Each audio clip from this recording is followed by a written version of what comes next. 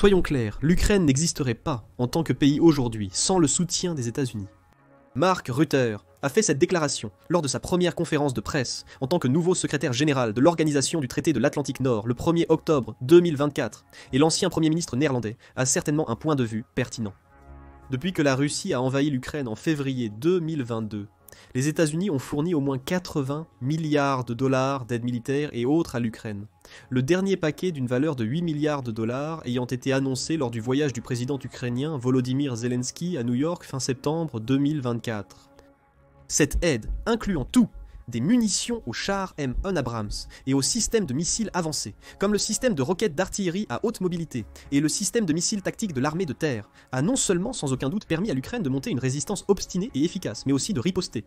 Bien sûr, les États-Unis sont loin d'être la seule nation à avoir fourni une aide militaire préservant la souveraineté à l'Ukraine. Et c'est l'un des plus petits membres de l'Organisation du traité de l'Atlantique Nord, les Pays-Bas, qui vient de porter l'un des coups les plus dévastateurs à l'effort de guerre russe à ce jour. Pour dire le moins, le président russe Vladimir Poutine n'est pas impressionné. Alors, qu'est-ce que les Pays-Bas ont exactement fait? Pourquoi cela pourrait-il marquer un tournant dans la guerre? Et pourquoi Poutine est-il si contrarié? Tout sera révélé dans la vidéo, mais d'abord, pourquoi les Pays-Bas sont-ils un tel fervent soutien de l'Ukraine, et un opposant tout aussi fervent de la Russie? Cela n'a pas toujours été ainsi. En 2016, lors d'un référendum, les Néerlandais ont voté contre la ratification de l'accord d'association Union Européenne-Ukraine. Cependant, des recherches ont montré que ce vote contre avait très peu à voir avec les sentiments des Néerlandais envers l'Ukraine elle-même. Certains craignaient une possible afflux de travailleurs ukrainiens, bon marché, perturbant le marché du travail local, mais leurs préoccupations reflétaient en bien plus une insatisfaction envers le gouvernement néerlandais de l'époque, dirigé pendant 11 ans, jusqu'en 2024 par le susmentionné Rutte.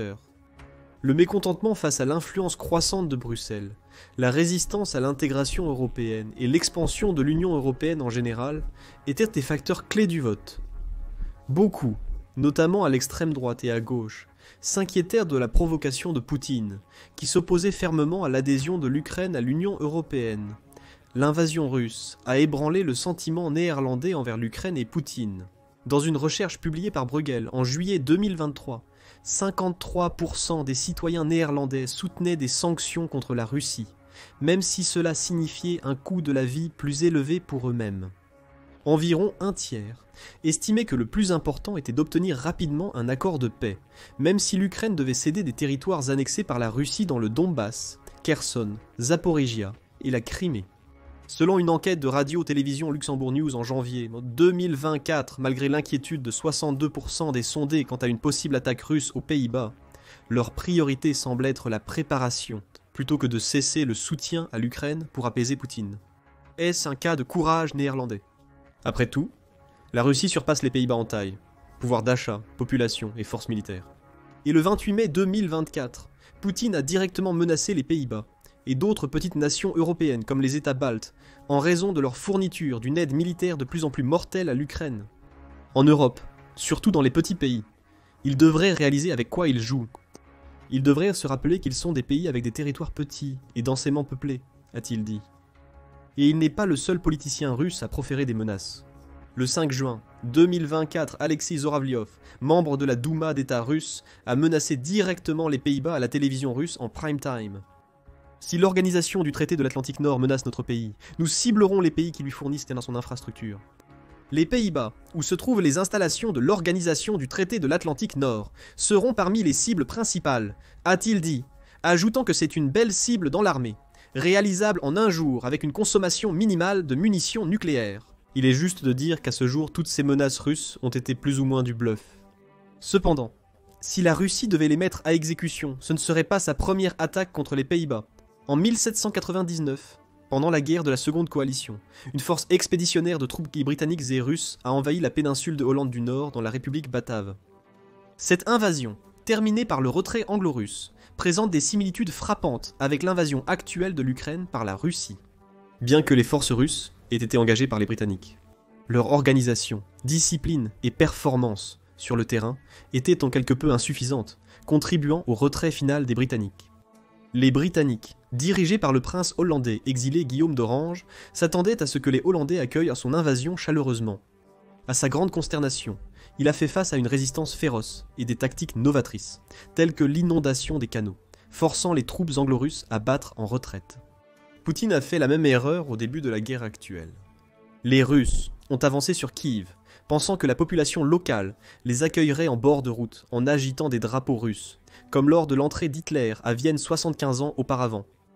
Au lieu de cela, il a été confronté à une résistance acharnée et une guerre urbaine innovante, obligeant son convoi de blindés de 40 miles à faire demi-tour aux abords de Kiev pour se diriger hâtivement vers le Donbass. Hormis l'invasion anglo-russe de la Hollande, les relations russo-néerlandaises ont été excellentes pour la plupart, depuis les premières visites du tsar Pierre le Grand aux Pays-Bas au XIXe siècle jusqu'à l'avènement de l'Union soviétique. Les constructeurs navals néerlandais, amenés en Russie par Pierre, ont fondé la première marine russe. Au début des années 1800, Russes et Néerlandais ont combattu ensemble contre Napoléon. Bien que les relations russo-néerlandaises se soient détériorées ces 10 dernières années, elles étaient assez saines après l'effondrement de l'Union soviétique en 1990. En 2011, le président russe Dmitri Medvedev a rencontré le premier ministre russe au Kremlin pour discuter des liens bilatéraux. Le néerlandais Guus Hiddink et Dick Advocaat ont dirigé l'équipe de football russe de 2006 à 2012, et lors des Jeux olympiques d'hiver de 2014 à Sotchi, en Russie, Poutine et le roi néerlandais Willem-Alexander ont trinqué et savouré une tournée de fines bières néerlandaises à la Holland Heineken Beer House. En fait, 2013 a été désigné comme l'année de la Russie aux Pays-Bas. La visite d'État de Poutine à Amsterdam devait célébrer 400 ans de relations bilatérales. Mais à la fin de l'année, les relations avaient pris un tournant significativement pire. Les tensions ont débuté quand la Russie a appréhendé des activistes de Greenpeace sur un bateau immatriculé aux Pays-Bas dans l'Arctique, provoquant un différend diplomatique. L'arrestation du ministre conseiller russe Dimitri Borodin pour maltraitance d'enfants et l'agression du diplomate néerlandais Onno Elderenbosch à Moscou une semaine plus tard ont aggravé les tensions. Le différend est devenu économique en mars 2014 quand les Pays-Bas ont participé aux sanctions de l'Union européenne contre la Russie pour son rôle dans la guerre civile ukrainienne. La Russie a répliqué en août de cette année-là avec des sanctions agricoles contre l'Union européenne, y compris les Pays-Bas, qui produisent près d'un quart de la production agricole mondiale. Mais c'est l'abattage du vol 17 de Malaysian Airlines au-dessus du Donbass en juillet 2014 qui a fait descendre les relations à leur point le plus bas en des siècles. Un total de 193 ressortissants néerlandais ont perdu la vie dans cet avion. Les Pays-Bas ont accusé la Russie, qui a nié fermement ces allégations. Mais en tout cas, le résultat net a été qu'au moment de l'invasion russe de février 22, et que le monde occidental a commencé à imposer des sanctions à la Russie et à fournir de l'aide à l'Ukraine, il était sûr que les Pays-Bas seraient parmi les premiers à se joindre à eux. Et tout aussi sûr que les Pays-Bas seraient l'un des premiers noms sur la liste des nations hostiles de la Russie aussi. Les Néerlandais ont soutenu l'Ukraine avec plus de 7,25 milliards de dollars et 4 milliards supplémentaires promis jusqu'à fin 2026, mettant ainsi leur argent là où ils ont parlé. Alors, quel type de soutien les Pays-Bas ont-ils fourni et pourquoi le dernier tour est-il si important? Nous répondrons à cette deuxième partie juteuse de la question sous peu. Passons en revue l'aide fournie par les Pays-Bas, de la moins à la plus meurtrière. Les armes les plus puissantes attirent l'attention, mais la guerre ne se résume pas à cela. Et dans le cas des Pays-Bas, il est vraiment assez stupéfiant de voir à quel point leur aide a été complète. Au 5 juin 2024, les Pays-Bas ont fourni une montagne de vêtements, casques, gilets anti-éclat, rations et fournitures médicales, dont des trousses de premiers secours et des médicaments. Plus de 10 000 tentes, 4 400 systèmes informatiques et de données, 33 hôpitaux de campagne et 31 cuisines de campagne mobiles ont également été fournis. Pour aider à la logistique et à l'ingénierie, ils ont fourni 25 grues, 21 camions avec chargements latéraux, 20 pelles mécaniques, 29 combinaisons de chariots élévateurs à chargement latéral, 6 grues à voie plate, 22 remorques et 6600 renforts de terrain. La ligne de front traversant principalement des cours d'eau et des zones humides, Ukrainiens et Russes ciblent régulièrement les ponts pour perturber la logistique adverse. Ainsi, les 37 ponts Bailey, 6 systèmes de pontons M3 et 5 chars poseurs de ponts Léopard 1 avec des ponts fournis par les Pays-Bas ont sans aucun doute été extrêmement utiles pour les forces armées ukrainiennes ou armées ukrainiennes. Il en va de même pour l'assortiment de 1320 véhicules comprenant des camions de 4 tonnes, des combinaisons tracteurs-remorques, des véhicules Amarok, des ambulances, des camions de transport de carburant, des véhicules tout-terrain MB, des motos et des quads. Du matériel de déminage de pointe a également été généreusement fourni, y compris un engin de déminage Scanjack, 3 engins de déminage Bosina, 9 charrues à mine, 6 rouleaux à mine pour véhicules de combat d'infanterie, 2 chasseurs de mines de classe Alkmaar, plus une variété de détecteurs de mines, de pioches à mines et d'équipements engins de déminage. En termes de capteurs et de dispositifs de détection, 557 drones assortis, 4 systèmes de radar passifs Vera NG, plus des capteurs au sol et des équipements de vision nocturne, y compris des intensificateurs de luminosité et des images thermiques, ont été livrés à l'armée ukrainienne. En termes de puissance de feu, l'armement individuel comprend les mitrailleuses MAG Mini-Mu et de calibre .50 des fusils à longue et moyenne portée comme le HK-416 et des pistolets. Pour le soutien au feu, 8 obusiers blindés PZH, 2000 et une quantité non divulguée d'obusiers, 1109 et de mortiers de 120 mm ont été fournis. Les armes sont plus efficaces lorsqu'elles sont chargées de munitions. Des quantités copieuses ont été fournies, y compris divers types de munitions de petit calibre pour les armes individuelles, des munitions lourdes pour les véhicules de combat, les systèmes d'armes de chars et d'hélicoptères, des munitions anti-chars telles que Light Anti-Tank Weapon et Panzerfaust, des munitions d'artillerie de 155 mm, plus des grenades à fusil, des grenades à main non létales et d'autres explosifs. En parlant de véhicules de combat et de chars, ces livraisons ont été parmi les plus médiatisées, révélatrices et exaspérantes pour Poutine. Il n'était probablement pas trop préoccupé par l'arrivée des véhicules de reconnaissance Fennec et des véhicules à chenilles à Viking, mais sans doute l'arrivée de 60 chars T-72 et, plus récemment, de 269 véhicules blindés à chenilles XAI-PAR lui a moins plu. Cependant, la cerise sur le gâteau a sûrement été l'arrivée d'au moins 100 Léopard 1 et 14 chars Léopard 2 à 4 fournis conjointement par l'Allemagne et le Danemark. Ces véhicules et chars ont sans aucun doute fait une différence sur le champ de bataille, permettant à l'armée ukrainienne de mener une guerre d'usure terrestre prolongée contre une force plus grande beaucoup plus longtemps que ce à quoi Poutine s'attendait. Mais c'est dans les airs que le soutien militaire néerlandais à l'Ukraine a eu l'effet le plus profond, contribuant largement à neutraliser la supériorité de la Russie dans ce théâtre de la guerre. En termes de défense aérienne, les Néerlandais ont fourni 2 lanceurs Patriot, accompagnés de missiles de défense aérienne, Patriot, 100 canons antiaériens, Mobile MR2, 20 canons antiaériens, Bofors 40-50-70-40 mm, 4 systèmes Vera NG, et divers missiles et systèmes de missiles pour la défense aérienne et le contrôle des drones, comme le Stinger.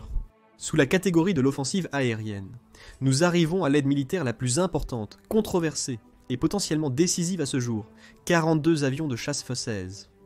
Les F-6 peuvent voler jusqu'à 2 fois la vitesse du son et ont une portée maximale de plus de 2000 miles. Ils peuvent aussi tirer des armes modernes de l'organisation du traité de l'Atlantique Nord, un point crucial, comme nous le verrons bientôt. Sur les 42 F-16 fournis par les Pays-Bas, 24 sont destinés à l'Ukraine pour un usage militaire, les 18 restants allant en Roumanie, où ils seront utilisés pour former des pilotes ukrainiens. Le 28 septembre 2024, des images de 4 chasseurs F-16 quittant les Pays-Bas à destination de l'Ukraine ont commencé à apparaître en ligne, bien qu'on ne sache pas exactement combien des F-16 promis à l'Ukraine par les Hollandais ont déjà été livrés. Ces derniers ajouts qui y rejoignent au moins 6 autres, qui sont connus pour avoir été livrés début août 2024. Malgré la déclaration de Zelensky sur la nécessité d'au moins 300 F-16 pour une défense et une attaque aérienne efficace contre la Russie, ces livraisons renforcent considérablement l'Ukraine. Avec un peu de chance, ils dureront plus longtemps que la première perte confirmée, qui s'est écrasée le 26 août 2024. Les causes de l'accident demeurent incertaines. Le ministère de la Défense mène une enquête. Une lourde attaque aérienne russe impliquant 5 missiles et ses 74 drones, Shahid était en cours au moment de l'accident, selon l'armée de l'air ukrainienne. Mais il y avait aussi des rapports indiquant qu'il aurait été abattu par un tir ami d'un missile Patriot. Le 26 septembre 2024, les chaînes militaires russes ont rapporté qu'une frappe de missiles hypersoniques russes, Kinzhal, avait détruit 4 F-16 au sol à l'aérodrome de Strakonstantinov dans l'ouest de l'Ukraine. Le centre ukrainien de lutte contre la désinformation l'a immédiatement démenti. Des sources russes, y compris le propagandiste Anatoly Chary, diffusent des informations sur la prétendue perte de 4 avions de chasse F-16 lors de la frappe de missiles inattendue d'aujourd'hui. Cette information est présentée sans aucune preuve ou fait concret. Ces rapports sont encore un autre faux, conçu pour manipuler l'opinion publique, fabriqué pour pousser le récit de l'inefficacité des avions occidentaux. Leur déclaration sur Telegram a lu sans fournir eux-mêmes aucune preuve ou fait concret. Telle a été la brume de guerre. Mais en supposant que l'Ukraine dispose encore de son quota complet de 9 ou 23 F-16, comment ce petit nombre d'avions peut-il influencer le cours de la guerre? Ils ont quand même 45 ans, et en vérité ont été déclassés et mis en réserve par les Hollandais, qui sont en train de passer à l'état de l'art F-35. En un mot, la réponse des frappes à longue portée au cœur de la Russie. Les attaques ukrainiennes en territoire russe s'intensifient, causant d'importants dégâts et posant un problème majeur pour Poutine. Le ministère de la Défense russe rapporte chaque jour l'abattage de dizaines à centaines de drones et missiles ukrainiens en Russie, surtout dans la région de Belgorod. Mais de plus en plus parviennent à passer, et les dégâts et les pertes augmentent. Depuis le début de septembre 2024, il y a eu 6 incidents majeurs. Le 1er septembre, l'Ukraine a lancé plus de 100 drones contre des cibles, dont la centrale électrique de Konikovo, dans l'oblast de Tver et la raffinerie de Moscou. Puis le 10 septembre, l'Ukraine a lancé 144 drones contre Moscou, la plus grande attaque de drones contre la Russie dans la guerre. Les autorités russes ont signalé des dizaines de maisons endommagées et 2 personnes tuées par l'attaque, mais les Ukrainiens ne faisaient que commencer. Le 18 septembre, l'Ukraine a lancé une attaque de drones réussie sur la direction principale des missiles et de l'artillerie, où Glavnoy Raketno-Artilleriskoye Upravlenie, le dépôt de munitions 107e à Toropets, provoquant une série massive d'explosions et d'incendies, tout en endommageant une grande partie de la ville. Les satellites d'information sur les incendies pour le système de gestion des ressources de la National Aeronautics and Space Administration ont repéré les incendies sur une zone de 5 miles carrés. L'onde de choc s'est étendue sur 200 miles. Les responsables russes ont signalé que 13 personnes avaient été blessées et qu'une évacuation de la zone avait été ordonnée. Le centre de renseignement des forces de défense estoniennes estimant que la frappe avait provoqué l'explosion de 30 000 tonnes de munitions. Puis, dans la nuit du 20e au 21e septembre 2024, l'Ukraine a lancé des attaques de drones sur 2 dépôts de munitions russes. L'Arsenal Gros, 23e, près du village d'Oktyabrski, dans l'oblast de Tver, et la base de munitions d'artillerie 719e près de Tiretsk, dans le kraï de Krasnodar. Bien que des incendies et certains dégâts aient été signalés, les Russes affirment que tous les drones ont été abattus et que les dégâts et les incendies ont été causés par des débris tombants. Vrai ou non, octobre a commencé en fanfare pour les Russes. Particulièrement le 3 octobre. Tôt le matin, des drones ukrainiens ont frappé la base aérienne de Boris-Glebsk dans l'oblast de Voronezh, à environ 297 km de l'oblast de Kharkiv en Ukraine, ciblant des Su-34 et Su-35, des réservoirs de carburant et un entrepôt de bombes planantes russes. Bien que l'ampleur des dégâts reste inconnue, le système de surveillance par satellite de la National Aeronautics and Space Administration a détecté plusieurs points chauds d'incendie sur le site, confirmant les affirmations d'une attaque réussie. Puis, dans la journée, des sources russes ont signalé l'abattage de 4 missiles ukrainiens, tentant d'attaquer la centrale nucléaire de Koursk. Les missiles auraient été abattus à seulement 3 miles de la centrale nucléaire elle-même, provoquant un incendie dans la ville de Kochatov. Ce n'est pas la première fois que les Russes échappent de peu à des frappes ukrainiennes sur la centrale nucléaire de Koursk. Il faut s'interroger sur la santé mentale de ceux qui attaquent une centrale si proche de l'Ukraine. Selon Maria Zakharova, porte-parole du ministère des Affaires étrangères russe, fin septembre, la radiation ne s'arrête pas aux frontières.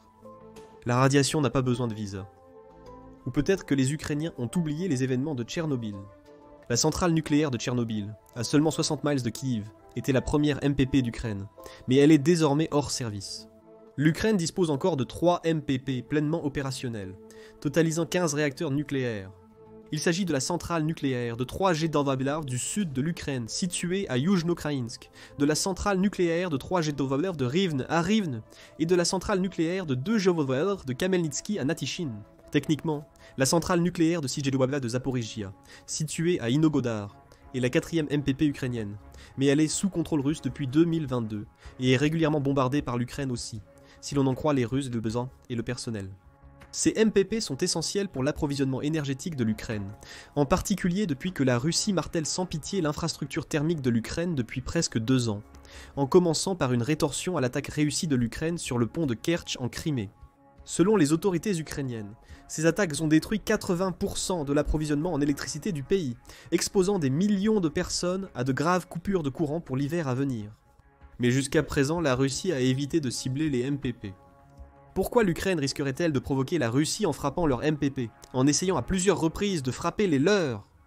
Apparemment, jusqu'à présent, Poutine a permis à l'Ukraine de franchir une ligne rouge après l'autre, sans aucune des représailles nucléaires ou autres hautement destructrices qu'il ne cesse de menacer.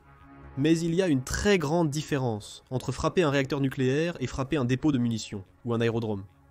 Quel que soit le coût des dommages infligés aux cibles que l'Ukraine a frappées, il n'a pas une demi-vie de milliers d'années hautement radioactive. C'est peut-être pour cela que, outre les Pays-Bas et le Danemark, aucune des nations qui fournissent une aide militaire à l'Ukraine n'a donné la permission d'utiliser leurs armes pour frapper profondément en Russie. Ils ne font peut-être pas confiance à l'Ukraine pour éviter des actions aux conséquences dévastatrices pour elle-même. Fin septembre, Poutine a répondu à la provocation croissante et au ridicule subséquent concernant son incapacité à réagir par une escalade majeure à chaque franchissement nonchalant de la ligne rouge par l'Ukraine. Il a ordonné la mise à jour de la doctrine nucléaire russe.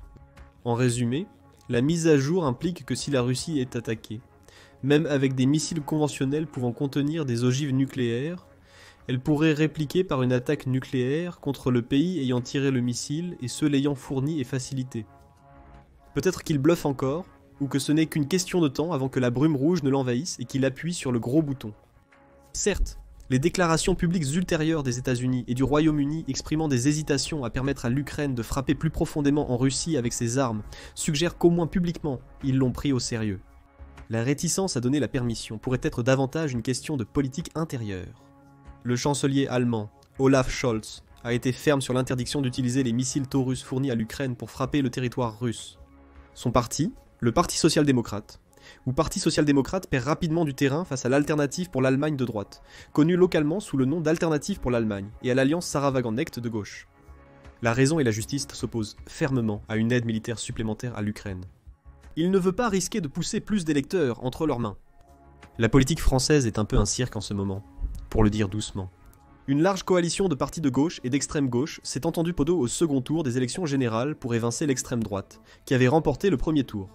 Il semble qu'Emmanuel Macron se soit allié à la droite, excluant l'extrême droite, pour réduire l'influence de la gauche victorieuse au sein du nouveau gouvernement. La gauche et l'extrême droite sont furieuses. La situation politique est explosive, et pourrait s'envenimer suite à l'implication directe de la France en Ukraine, ou pire, en cas d'attaque russe.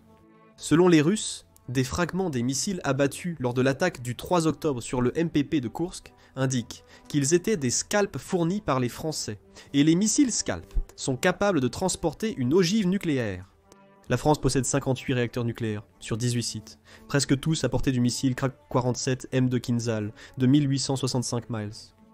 La situation politique du Royaume-Uni est seulement marginalement plus stable que celle en France.